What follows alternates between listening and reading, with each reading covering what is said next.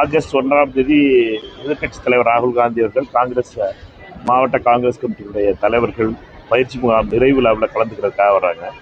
23ஆம் தேதி தொடங்கிய இந்த பயிற்சி முகாம் 1ஆம் தேதி 10 நாள் நிறைவு பெறும்.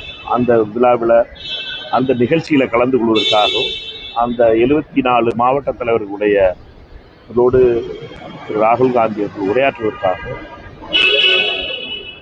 1ஆம் தேதி ராகுல் காந்தி அவர்கள்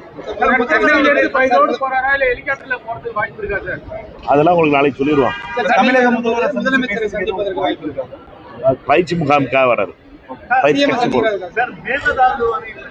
முக்கியமான ஒரு விஷயமா இருக்கு தமிழகத்துல. இப்போ காங்கிரஸ் தான் கர்நாடகாலையும் காங்கிரஸ் தான் ஆட்சியில இருக்கு. தமிழகத்திலே பாத்தீங்கன்னா ஆட்சியில பங்கேற்கக்கூடிய நீங்களும் ஆட்சியில காங்கிரஸே ஒரு சுமூகமா ஒரு தீர்வை கொண்டு வரலாமே சார். ஒன்றை புரிஞ்சுக்கணும், எல்லா தேசிய கட்சிகளுக்கும் உள்ள அதே பிரச்சனை காங்கிரஸ் கட்சிக்கு இருக்கு. தேசிய கட்சிங்கிறது என்னன்னா 2 மாநிலங்களில் கட்சி இருக்கும், இல்லை 3 மாநிலங்களில் கட்சி இருக்கும். அந்தந்த மாநிலங்களுடைய பிரச்சனைகளை அந்தந்த மாநிலத்தினுடைய காங்கிரஸார் முன்னிறுத்துவாங்க. மாநில கட்சிகளுக்கு அந்த பஞ்சாயத்து கிடையாது. எங்களுக்கு கிளைகள் எங்கும் இல்லை இப்படின்னு சொல்லிட்டு கதையை முடிச்சிடலாம். ஆனால் தேசிய கட்சிகளாக இருக்க காங்கிரஸாக இருந்தாலும் சரி, மார்க்சிஸ்ட் கம்யூனிஸ்ட் கட்சியாக இருந்தாலும் சரி, பாஜகவாக இருந்தாலும் சரி, எங்கெல்லாம் மற்ற இடத்துல கட்சிகள் இருக்கோ அந்த இடத்துல அந்தந்த மாநிலத்துக்குள்ள அவர்களுடைய பார்வையை தான் அந்தந்த மாநிலத்துக்காரர்கள் பார்ப்பாங்க. இப்போ கர்நாடக மாநிலத்தை பொறுத்த வரைக்கும் கர்நாடகத்தில் இருக்க பாஜகக்காரர்களும் காங்கிரஸ்காரர்களும் அவர்களுடைய பிரச்சனையை தான் பார்க்குறாங்க. தமிழ்நாட்டினுடைய காங்கிரஸ்காரர்கள் நாங்கள் என்ன சொல்கிறோம்னா, மேகதாது கட்டக்கூடாது, நமக்கு தண்ணி கொடுக்க வேண்டியதை கொடுக்காத இந்த அரசு கர்நாடக அரசை கண்டிக்கிறோம். இதில் காங்கிரஸ் அரசு கிடையாது, இது கர்நாடக அரசு. கர்நாடகத்தில் இருக்க பாஜகக்காரர்களும் காங்கிரஸ்காரர்களும் சேர்ந்து DK சிவகுமாராக இருந்தாலும் சரி, எடியூரப்பாவாக இருந்தாலும் சரி, ஏன் முன்னாள் பிரதமராக இருந்த தேவகவுடாவாக இருந்தாலும் சரி, எல்லாரும் சேர்ந்து ஒன்றா முடிவு விட்றாங்க. தமிழ்நாட்டுக்கு மேகதாது கட்டணும், தமிழ்நாட்டுக்கு தண்ணி, கர்நாடகத்துக்கு தண்ணி வேணும். இதை நம்ம காங்கிரஸ் கட்சியை பொறுத்த மட்டும் நாங்கள் எல்லாரோட சேர்ந்து இதை எதிர்க்கிறோம். தமிழ்நாட்டுக்கு நியாயம் வரணும், அதற்காக நாங்கள் என்ன போராடணுமோ அது போராடுவோம். பாராளுமன்றத்திலையும் எல்லா கட்சிகளும் 6 கட்சிகளுடைய தலைவர்களை கூப்பிட்டு முன்னாள் உள்துறை அமைச்சர் திரு ப. சிதம்பரம் அவர்கள் இருந்தாங்க. அதில் நாங்கள் எல்லாரும் சேர்ந்து நம்ம தமிழ்நாட்டினுடைய நலனுக்காக நம்ம அடுத்த நிலை என்ன எடுக்கிறதுக்காக முடிவு எடுக்கிறோம். இதுக்கு நடுவில் தமிழக முதலமைச்சரும் கர்நாடக முதலமைச்சரும் சந்திக்க போகிறதா தகவல் வருது. சந்திச்சுட்டாங்கன்னா அதுக்கப்புறம் நாங்கள் என்ன பண்ணணுங்கிறத காங்கிரஸ் கட்சியை பொறுத்த மட்டும் ரொம்ப தெளிவா இருக்கு. நான் முடிச்சுக்கிறேன். அற்புத டாக்டருக்கு வருவோம்.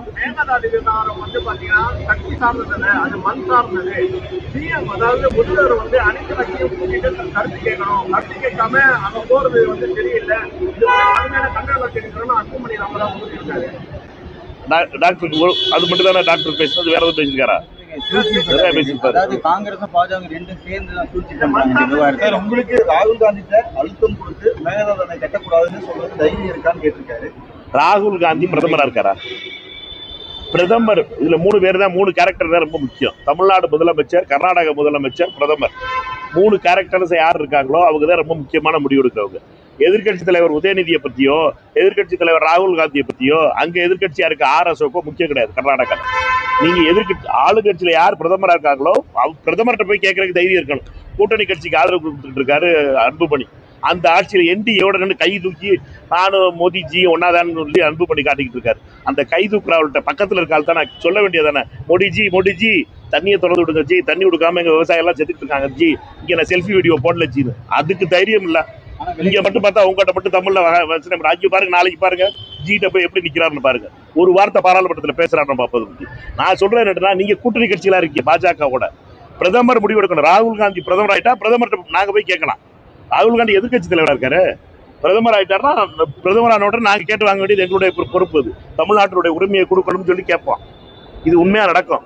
ஏன்னு இதுல அரசியல் படக்கூடாது. திரு டாக்டர் அன்புமணி என்னுடைய வேண்டுகோள் எல்லாம் தான் மட்டும்தான் தமிழ்நாட்டுக்கு நல்லது பண்றது மாதிரியும், மற்ற எல்லாரும் தமிழ்நாட்டுக்கு எதிர்த்து எகென்ஸ்டா பண்றது மாதிரி, தமிழக முதலமைச்சரும் விஜய் அவர்களும் விட்டு கொடுக்குறது மாதிரியும், மற்ற எல்லா கட்சிகளும் விட்டு கொடுக்குற மாதிரி பிம்பத்தை உருவாக்காதீங்க. அவ்வளவு தமிழ்நாட்டு மக்கள் ஒன்றும் ஏமாற்றப்படுபவர்கள் கிடையாது. தமிழக மக்களை பொறுத்த மட்டும் அவர்களுக்கு தெரியும், எல்லாரும் சேர்ந்து தமிழ்நாட்டுக்கு தனியை கொண்டு வரணும், நம்மளுடைய அந்த அணையை நிப்பாட்டணும். அணையை நிப்பாட்டுறதுக்கு பல வகையில் அந்த அணை கட்டப்பட மாட்டாது. என்னையை பொறுத்த மட்டும் மேகதாது அணை கட்டுறதுன்றது சும்மா வெறும் வசனம் பேசுறதுக்காக டி கே சிவகுமார் யூஸ் பண்றதா தான் இருக்குமே ஒழிய அங்கே கட்ட விட மாட்டாங்க. எல்லா சட்ட சிக்கல்களும் அவர்களுக்கு இருக்கு.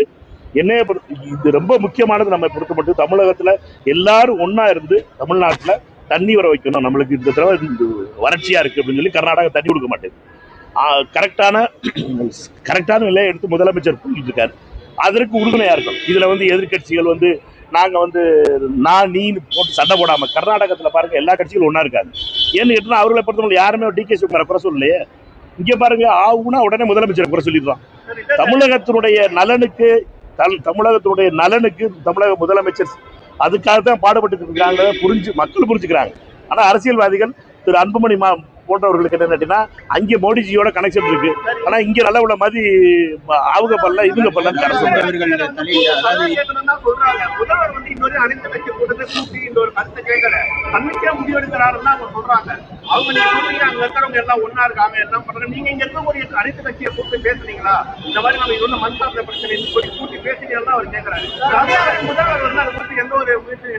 நீங்க ஒரு ரெண்டு விஷயத்தை புரிஞ்சுக்கிறீங்க. தமிழக முதலமைச்சரை பொறுத்த வரைக்கும் திரு அன்புமணி அவர்கள் சமீபத்தில் சந்திக்காம இருந்தாரா? சமீபத்தில் நீர்ப்பாசனத்துறை அமைச்சரை போய் பார்க்காம இருந்தாரா? சொல்லுங்க. பார்த்தார்ல, வீடியோ போட்டார்ல, போய் 4 மணி நேரம் பேசிக்கிட்டு இருந்தோம் சொன்னார்ல. ஆதவர்ஜுனும் மாண்புமிகு அமைச்சர் ஆதவர்ஜுனும் புஷி ஆனந்த் கீழே திரு ஆனந்த் அவர்களும் கீழே ரிசீவ் பண்ணி என்னை கூட்டிட்டு போனாங்க. நீர்வளத்துறை அமைச்சர் கதை சொன்னாரா இல்லையா? நீங்களும் தானே கேட்டுக்கிட்டு இருக்கீங்க. அப்புறம் என்னட்டா கூட்டம் போடணும்? நீங்க உங்களுடைய கருத்தை சொல்லிட்டீங்க. நீங்க என்ன பண்ணணுங்கிறது தமிழக முதலமைச்சரை பொறுத்த மட்டும் அவருடைய அப்ரோச் இதுல வேற மாதிரி இருக்கு. அவர் என்ன நினைக்கிறாரு? பேசி பார்ப்போமேன்னு நினைக்கிறாரு. பேசி பார்க்கறதுல ஒன்றும் தப்பு கிடையாதுன்னு நினைக்கிறாரு. இது வரைக்கும் பேசாத நடக்கல. எம்ஜிஆர் பேசியிருக்காரு, ஜெயலலிதா அம்மா பேசியிருக்காங்க, கலைஞர் பேசியிருக்காரு, எல்லாரும் பேசியிருக்காங்க. அந்த முயற்சி அவருடைய பார்வையில அது நடக்குது. சட்ட ரீதியா நம்ம பொறுத்த மட்டும் தமிழ்நாட்டுக்கு தான் நியாயம் கிடைக்கும். தமிழ்நாட்டு கொஞ்சம் லேட்டானா கூட நம்மளுக்கு தான் நியாயம் கிடைக்கும். தண்ணி தொடர்ந்து தான் விட்டாங்க கர்நாடகா. எவ்வளவு சீன் கர்நாடகாவில் அரசியல்வாதிகள் போட்டாலும் சரி, தமிழ்நாட்டுக்கு கிடைக்க வேண்டிய தண்ணீர் வந்துதான் ஆகும். அதுல யாரும் இருக்க முடியாது. ஆனா என்ன பிரச்சனை இல்லைன்னா டிலே ஆகிக்கிட்டு இருக்குங்கிறதா நம்முடைய பிரச்சனை.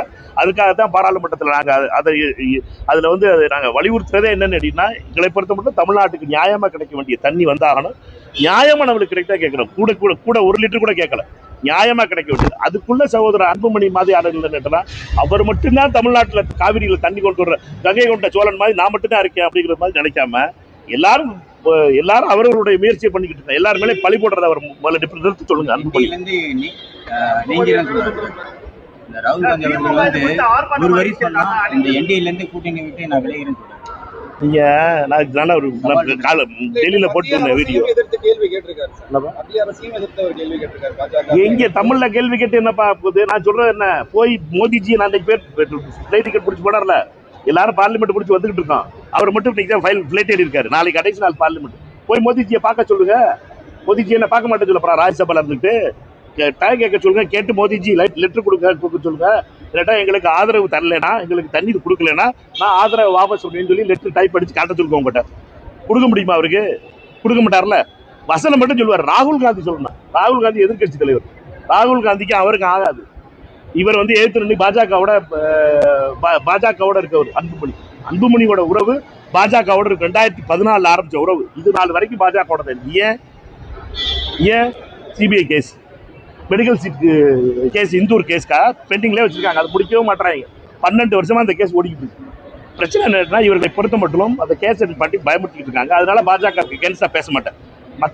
நான் சொல்றதெல்லாம் என்னட்டா, நான் இதை பத்தி அவரை பத்தி எதுவுமே பேச மாட்டேன். தேவையில்லாம காங்கிரஸ் எழுக்கிறதும் தேவையில்லாம ராகுல் காந்தி பண்ணாருன்னா உண்மையெல்லாம் வெளியில வரும். அதனால மற்ற மாதிரி காங்கிரஸ் பார்த்துட்டு போற காங்கிரஸ்லாம் கிடையாது. திருப்பி கொடுப்போம். எந்த மொழியில அவர் பேசுறாரோ அந்த மொழியில.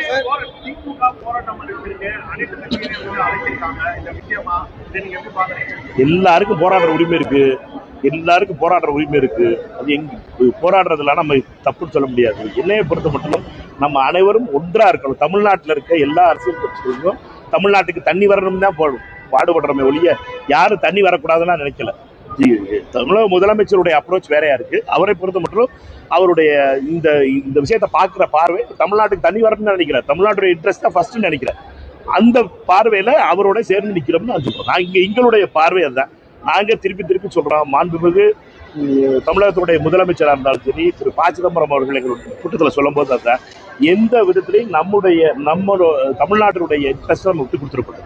தமிழ்நாட்டுக்குரிய உரிமை வாங்கணும். அதற்கான அடுத்த வாரம் நாங்கள் திருப்பி 21 நாடாளுமன்ற உறுப்பினர்களும் சென்னையில் திருப்பி செவ்வாய்க்கிழமை அன்னைக்கு பார்க்க போகிறோம். பார்த்து நாங்கள் அடுத்த என்ன முதலமைச்சருடைய சந்திப்பு முடிந்ததுக்கப்புறம் நாங்கள் என்ன நிலை எடுக்கிறதுங்கிறத முடிவு பண்ணுவோம். சென்னை வரக்கூடிய ராகுல் காந்தி முதலமைச்சரை சந்திப்பதற்கு வாய்ப்பு இருக்கு. கட்சி பொறுப்புக்காக கட்சி பயிற்சி முகாமுக்காக வர ராகுல் காந்தி அவர்களை பொறுத்த மட்டும் கட்சியினுடைய மாவட்ட தலைவர்களோடு ஏறக்குறைய 6 மணி நேரம் அவருடைய நிகழ்ச்சி அந்த இருக்கு. அதனால எங்களை பொறுத்த மட்டும் இது ஒரு கட்சி நிகழ்ச்சியாக தான் பார்க்குறோம். முதலமைச்சர் கர்நாடகாவுக்கு போற விவகாரம் இருக்கு இல்லையா, இங்கிருந்து பேச்சுவார்த்தை நடத்துறதுக்காக போறாரு முதலமைச்சர். அது கடும் எதிர்ப்புகளை கிடைக்கிறது. எல்லாரும் எதிர்கட்சிகள் எல்லாம் பேசுறாங்க. சட்ட ரீதியா நம்ம பெற்ற உரிமைகள் எல்லாமே இப்ப அடகு வைக்கிற மாதிரி இருக்கு அப்படிங்கிற விமர்சனம் பண்றாங்க. அதை எப்படி பாக்குறீங்க? என்ன ஒரு பயணம் பண்றது பாக்குறீங்க? 2 விஷயத்தை புரிஞ்சுக்கிறணும். நீங்க இது புதுசு கிடையாது. புரட்சியாளர் எம்ஜிஆர் காலத்திலே நடந்தது. அதுக்கப்புறம் ஆணையம் அமைச்சதுக்கு அப்புறம் ஜெயலலிதா அம்மையாரும் ஜெகதீஷ் ஷெட்டரும் பார்த்துருக்காங்க. பார்க்கறதுனால மட்டும் ஒரு நம்மளுடைய உரிமைகள்லாம் விட்டு கொடுத்துருவோம் கிடையாது. நம்முடைய முதலமைச்சரை பொறுத்த மட்டும் அவர் அந்த முயற்சியை மேற்கொள்றார். நம்ம ஒன்றும் இந்தியா பாகிஸ்தான் கிடையாது. அது அவருடைய பார்வைங்கிறது என்னன்னா கர்நாடகத்தை கேட்டு பார்ப்போம் அப்படின்னு நினைக்கிறாரு. அந்த நினைப்புல ஒரு நல்லெண்ண அடிப்படையில் போறத எல்லாத்தையும் நான் சொல்றது தான் எல்லாரும் முதலமைச்சர் செய்யணும் அப்படின்னு சொல்லி பாக்குறதுங்கிறது என்னை பொறுத்த வரைக்கும் தவறு.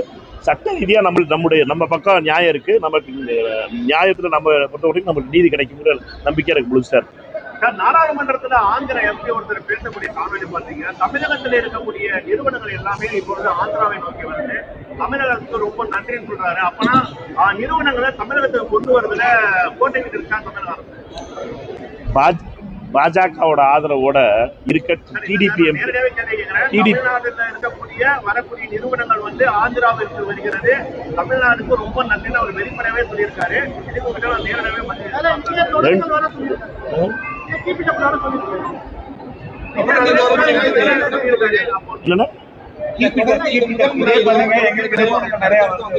அது பாராளுமன்றத்துல கிருஷ்ணா பேசினதெல்லாம் சொல்லிக்கிட்டு இருக்கீங்க.